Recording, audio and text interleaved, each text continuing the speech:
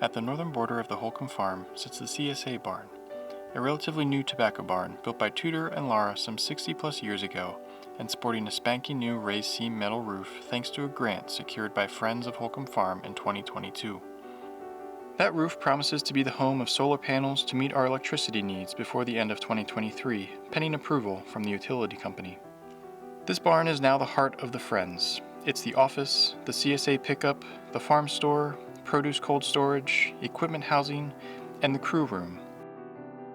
And this time of year, it sports colorful bags of garlic hanging from the same rafters once used to dry tobacco, and bustles with CSA members and the store patrons enjoying the fruits of Farmer Joe O'Grady and his crew's labor. Those labors begin well before each new so-called calendar year, as the scientist in Joe attends to the soil quality to increase production and nutrition through dry seasons like last year and wet like this one. Wet is especially hard, both because chemical-free farming means invaders like fungus have an advantage, and because the field work is just plain harder. So another big problem with these wet years is how much fertility runs off and how much soil life is killed. You know, basically every time we've had 3 or 4 heavy rains that just saturated the field and everything's just sitting in water. Well, I mean, plants, soil life, they all need oxygen to live. So when you're drowning and you're deprived of oxygen, you're not living anymore.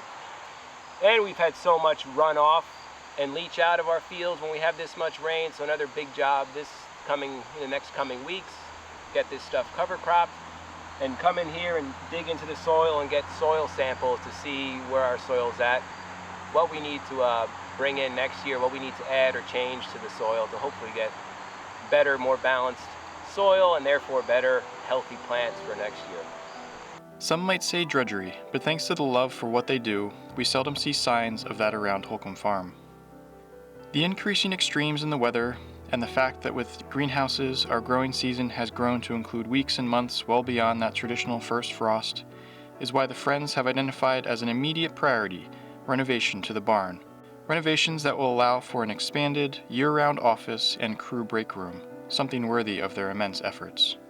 We are in very early stages of exploring this and already owe gratitude to friends of the Friends who provided these initial sketches. We envision a roughly 400 square foot expansion by pushing out the middle third of the eastern wall of the barn, adding windows, doors, and lots of insulation, gutting the area and remodeling it to allow for quality office space, a crew rest area and lunchroom, and a decent public restroom. Stay tuned as we work toward this goal. Meanwhile, in the store made possible by previous donors and volunteers, CSA members and the public shop for the diverse selection of produce that Joe and team grow. My name's Melody. I have been at the farm for 3 years now. The community is supporting local farming. They sign up for their CSA share before the season begins, and it supports us financially to get the season started. CSA members come in once a week. They can pick up their share every week from middle of June through the end of October. Every week when they come in, it's a little bit different depending on what we have available in our harvest that week. So I think our CSA members really enjoy having something really different throughout the whole season.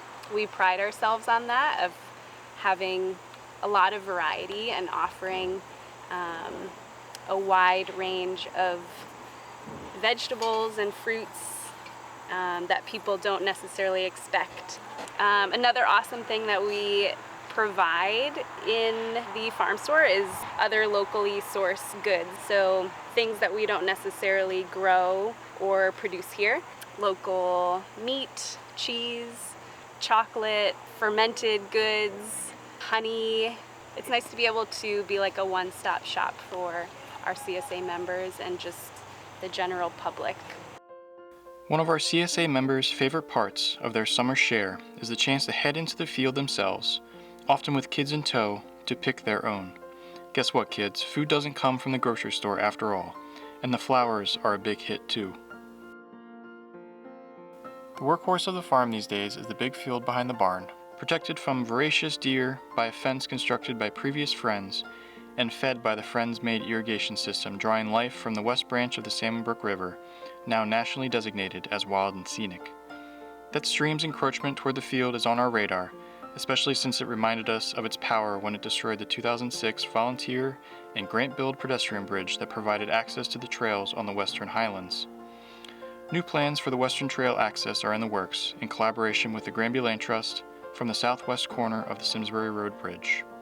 Other agricultural fields stretch to the south and across Simsbury Road to the east, augmented by Granby Land Trust-owned fields to the south and generously improved and offered to the Friends. We have about 25 acres available to us now, enough at our current production volume to reasonably plant and rest on a sustainable rotation.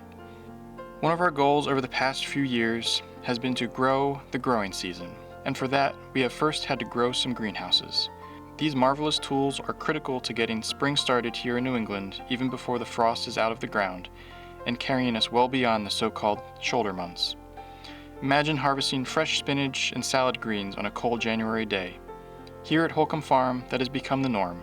Just this past month, we got word that our grant request to upgrade the energy efficiency of these greenhouses, part of our commitment to sustainability in all that we do, has been granted. This news, coming in yet another rainy day, sustained us yet again. For anyone driving into and through historic West Granby on Simsbury Road, there is no doubt that the changing scenery of these fields, from winter rest to spring planting and right through the fall harvest, is a gift that keeps on giving. No doubt that the attraction of the North Barn Pavilion for weddings and events is greatly enhanced by this working landscape. Even one of Tudor and Laura's old tobacco wagons has found new life, adding interest and color, and a place for wedding photos to the scenery. I love farming because it's very tangible work. You literally see the fruits of your labor. I like working outside, a lot of different tasks. So you're moving around, you're doing different things. I love nature, and I love knowing that what I'm doing is not putting a huge footprint on the earth. Over the past several years, revenue from the farming programs has grown to almost $500,000, and thanks to generous donors and growing relationships with granting agencies, roughly a quarter of what we grow is made available to people who might otherwise not have access. In fact, our Fresh Access program has grown by leaps and bounds.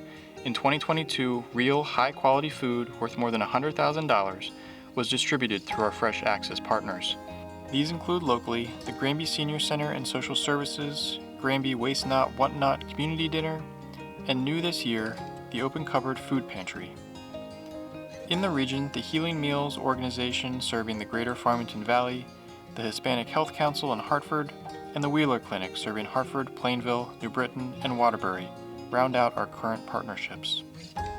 As our Fresh Access delivery van travels around the region, these partners assure us that their clients are thrilled to have access to our produce and more recently to fruit from local orchards that we have added to the distributions.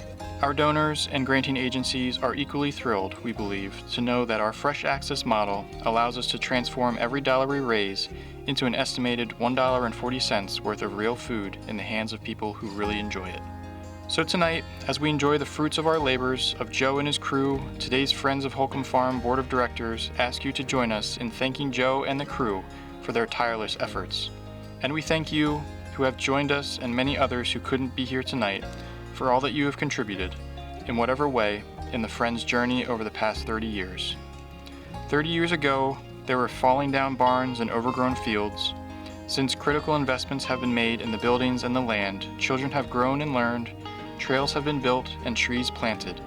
And today, as we hope and believe Tudor and Laura would appreciate, Holcomb Farm is nourishing people through the beauty and accessibility of the land and the food it produces.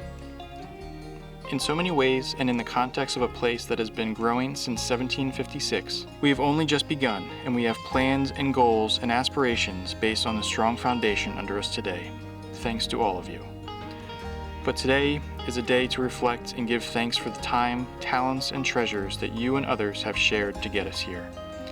And as we give thanks in our own diverse ways for this meal, let's all give a great thank you to the farm crew, and then let's eat.